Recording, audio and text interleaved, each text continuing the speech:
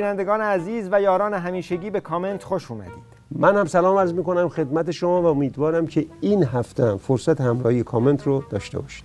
بسیار خوب. بابک، اگه بخوای یه شاخص درست درمون ارائه بدی که نشون بده بعد از کله پا شدن اسد تو سوریه وضعیت رژیم خیلی درب و داغون شده، رو چه پارامتری انگشت میذاری؟ روی همین پرت و پلاهای اخیر خامنه‌ای. یعنی بقیه رو میذاری کنار؟ اصلا بقیه رو میگیریم هر چی گفته درست گفته.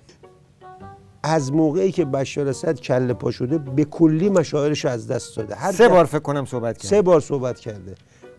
مثلا آدم مداح آورده براشون صحبت دیگه کرد. اونایی که دکورن اون صحبتش می‌خواسته بکنه. 3 بار که گفتی اومده صحبت کرده، هر کدوم از هر کدوم یکی دیگه پرت و پلاتر. انقدر پرت و پلا میگه که الان میخوان تو بیت صداش کنن، میگن که مقام عظمای ولایت دامد اراجیف هو. 2 مورد از این پرت و پلاها رو آوردم، اولیش با هم ببینیم. پیش بینی میکنم این حادثه سر برآوردن یه مجموعه شرافتمند قوی در سوریه هم اتفاق خواهد افتاد. بله، پیش بینی هم کرد. ببین جوانای سوریه رو ولش کن، همون 4000 تا گاو گوساله خودت که بار زدن پشت هواپیمای روسی آوردن اونو بچر. اگه ارزه داشتی اونو نگه می‌داشتی. همون 4000 تایی که حالا شاید بیشتر باشه که با چپوندن پشت هواپیمای روسی، همون مجموعه رو من فکر کنم مثلشون هم به بالمال بسته بودن چون جا نبودن، انقدر فراری زیاد بودن اونجا. اونا رو بچسب. نمیخواد به جوانان سوری انقدر راهنمود بدی. الان جوانان سوری وقتشون پره، چون یا دارن مجسمه بشار اسد نابود میکنن، یا دارن این شکنجهگرای بشار اسد رو میگیرن، یا در فکر عکسای خامنه‌ای و سلیمانی و اینا رو جر میکنن. عکسای خامنه‌ای و سلیمانی تا دلت بخواد لگدکوب میکنن. بعدم که دارن مسئله مملکتشون فعلا اون مجموعه قبلی که با 50 میلیارد دلار راه انداختی رو بچسب که به فنا رفت، مجموعه جدید پیش کشه.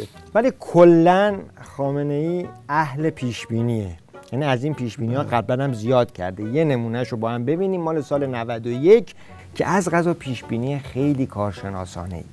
درهای غربی از لحاظ منابع نفتی دچار مشکل شده اند و روز به روز مشکل آنها بیشتر خواهد شد. کشور آمریکا که امروز حدود 30 و چند میلیارد بشکه نفت ذخیره دارد، طبق محاسباتی که کارشناسان کشورمون کردند که متکی با آمار خود آمریکایی هاست، نفتش تا سال 2021 یعنی تا 9 سال دیگه تمام خواهد شد. آره دیگه، الان که 2024 یعنی 3 سال نفت آمریکا تموم شده. الان آمریکا داره گالون نفت تهیه میکنه، از ایران میگیره، از رژیم میگیره دیگه. الان هم وضعیت اونجا همه دوچار ناترازی بحران انرژی شدن. حالا اینو داشته باش، بریم سراغ پرت و پلای بعدی رو ما هم ببینیم. میگم مشاعرش از دست داده. میگه هر که در ایران اغتشاش کنه ما کمکش میکنیم. ملت ایران هر کسی را که مزدوری آمریکا رو در این زمینه قبول کنه در زیر گام‌های محکم خود لگدمال خواهد کرد. منظورش از ملت ایران که طبق معمول خودشه، اسم مستعار خودشه. اما سوالی که اینجا پیش میاد اینه که مگه برای این ولی فقیه با این عمق استراتژی که اوراق شده حالی برای لگدمال کردن هم مونده؟ اصلا لگدی مونده مگه که بخواد لگدمالم بکنه؟ نه، من اینجوری به قضیه نگاه میکنم. مردم ایران لگدمال کردن خوب بلدن. تا دلت هم بخواد تو این سالیان عکس لگد کردن، عکس عزوا خامنه‌ای، این گوش رژیم خمینی. الانم منتظر باش که تو قیام بعدی آنچنان عکس و خودتو با هم لگدمال کنن تا بفهمی لگدمال کردن یعنی چی.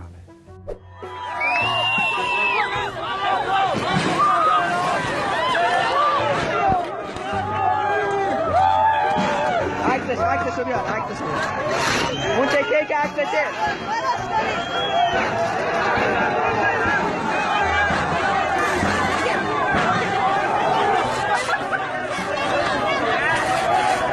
بازش کن. عکسش اینجا. باز حرکت کن. نه پا بزن.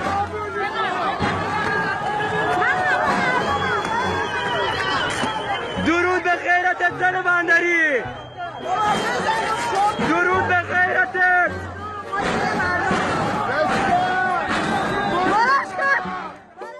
بالإضافة أيضا إلى هنا صورة المجرم خامنئي أيضا في هذا المكان، بالإضافة أيضا هنا. خب بابک پرت و پله های عظما رو بذاریم کنار، بریم سراغ موضوع مهم قطع برق. بله قطع برق اروپا رو میگی دیگه. اروپا کدومه؟ بحران برق رو دارم میگم. تو مثل که اخبار رو دنبال نمیکنه. الان یک بحران عجیبی تو اروپا هست، بحران انرژی، آب، برق، گاز. وضعیت خیلی فاجعه باره. الان هر اروپایی که میبینی قندیل بسته. اگه باور نمیکنی اینم فیلمش. خونه منتظرم.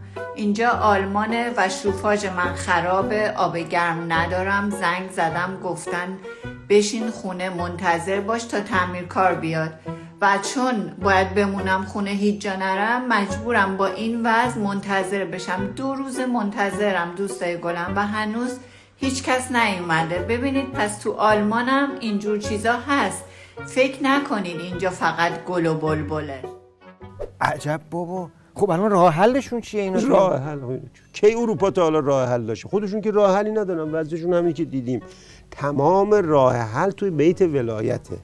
ببین توی ایران همین وحوش خامنه‌ای در اوج عواطف و غلیان احساسات هیزم برداشتن، رفتن جلوی سفارتخونه کشورهای اروپایی، گفتن این هیزم‌ها رو میدیم که شما تو سرما یخ نزنید. این راه حل.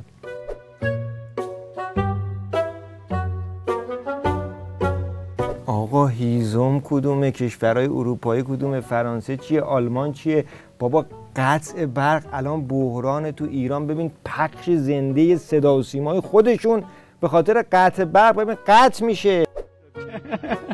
همشون قرار شد یکی رو انتخاب کنیم. الله چه به موقع برق رفت. امید و همینه دیگه. این اثبات حرف من بود. تمام هیزم و نفت و فرستاده اروپا، بحران اونا حل شده، برای خودمون بحران تولید شده. ولی این همه داستان نیست بابک. همه داستان اینیه که پزشکیان داره میگه. ما بیش از 2-3 برابر 4 برابر کشورهای اروپایی که برق مصرف میکنیم. ما بیش از 2-3 برابر 4 برابر کشورهای اروپایی که برق مصرف میکنیم. بیا میگه مردم ایران 4 برابر مردم اروپا برق مصرف میکنه. خب بذار من صحبت‌های پزشکیان رو ترجمه کنم به زبان آدمیزاد. هر موقع یه رژیمی، پزشکیان، خامنه‌ای، هر کدوم از اینا گفتن مردم، منظور خودشونه. الان اینجا منظور از مردم سپاهه که نیروگاه برق میدزده، دزدی که نخیل هم قانونی میگیره با قلدری، رمز ارز استخراج میکنه، خرطومش هم انداخته تمام برق رو میبله. ولی اینا رو بذار کنار. آخه کی به پزشکیان گفته وارد این مسائل جدی بشه؟ مگه رئیس جمهور نظام کارش اینه؟ همون بشینه گریه کنه یه گوشه‌ای. این کارا رو بذاره برای بزرگترا. عشق و محبت و دوستی که بعد از گذشت سالیان متمادی از نبودن همسر، این تعهد در وجود ایشون اینقدر پررنگ هست. کدوم یکی از سران کشورها یا افراد مطرح الان کلن دولت پزشکیان شده دولت گریان، از خودش گرفته تا معاون اولش تا سخنگوی دولتش همه مشغول گریه و اشک و آه و فاز گریه است. زاریه. خداوکیلی آدم این مسئله که میشنوه رای جز گریه کردن به حال منابع طبیعی به آینده کشورمون نداره.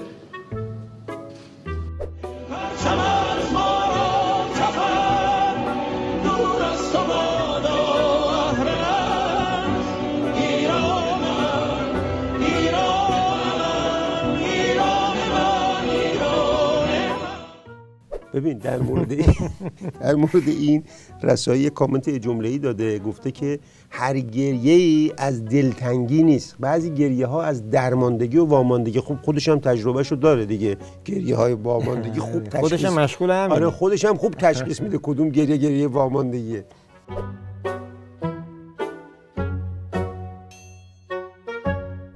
تذکر به دولت محترم در ارتباط با مدیریت نمایشی گریه‌ای که در پیش گرفتند. سخنگوی محترم دولت پشت تریبون گریه می‌کنند. معاون اول محترم رئیس جمهور تنها تنها راه حل مشکلات محیط زیست کشور را گریه می‌دارد. هفته پیش عراقچی وزیر خارجه خامنه‌ای بلند شده رفته مصر، بعد اونجا هم پا شده رفته تو رستوران، بازم رستوران مثل دمشق بود که رفته بود رستوران، دوباره رفته. من نمیدونم داستان این دیپلماسی رستورانی این چیه؟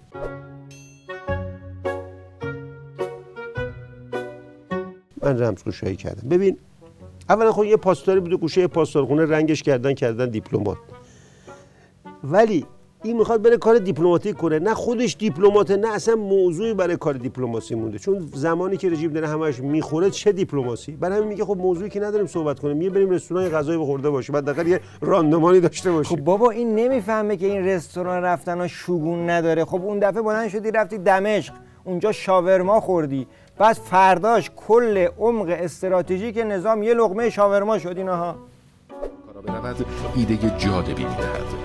به میان مردم در یک رستوران در دمشق برویم و با آنها شاورما بخوریم.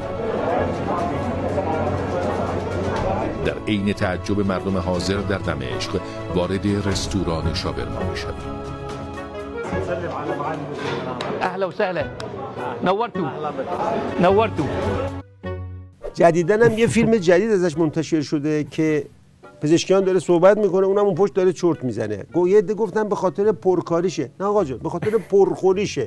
اونقدر میره شاورما میخوره که پلکاشو نمیتونه نگه داره، هی چرت میزنه پشت. سنگین میشه. انگار رئیس جمهور مملکتش سنگین میشه چرت میزنه. انگار رئیس جمهور نظامشون داره لالایی میخونه که این بخوابه. کار بر روی این دستورالعمل‌ها آغاز کنیم.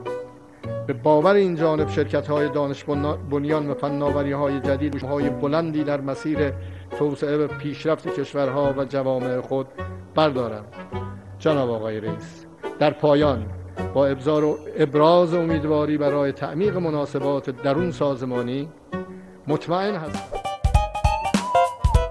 رسیدیم کامنت یه جمله‌ای. بله دیگه رسیدیم. تو برنامه هست همیشه دیگه. آره دیگه همیشه. خب این دفعه من میخوام به جای یه جمله‌ای برای دوستداران فوتبال کامنت فوتبالی بدم. داستان از این قراره که رئیس جمهور خامنه‌ای بلند شد رفت قاهره.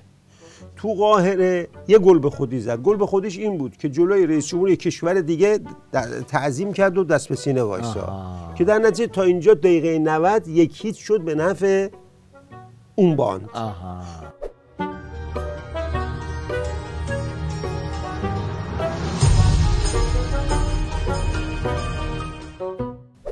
بعد باند پزشکیان گفتش که نه، این دقیقه 90 درست این گل به خودی رو زدیم، اما تو وقت اضافی جبران کردیم. یه عکسی نشون دادن که گویا اون رئیس جمهور اون کشور داره برای پزشکیان تعظیم میکنه که بازی شد 1-1.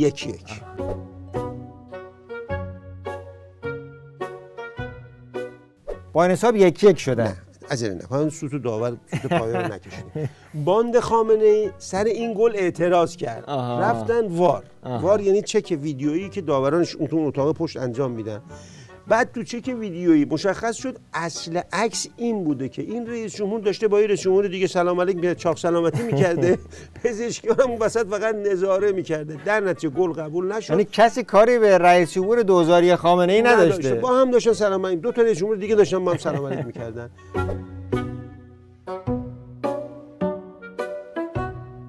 بله، ولی من به نظرم اگه پزشکیان یا کل نظام خامنه‌ای تو اینجور مراسم‌ها نره 3-0 بازنده است، ولی وقتی میره با این فضاحت 10 برابر اون 3-0 باختش بیشتره.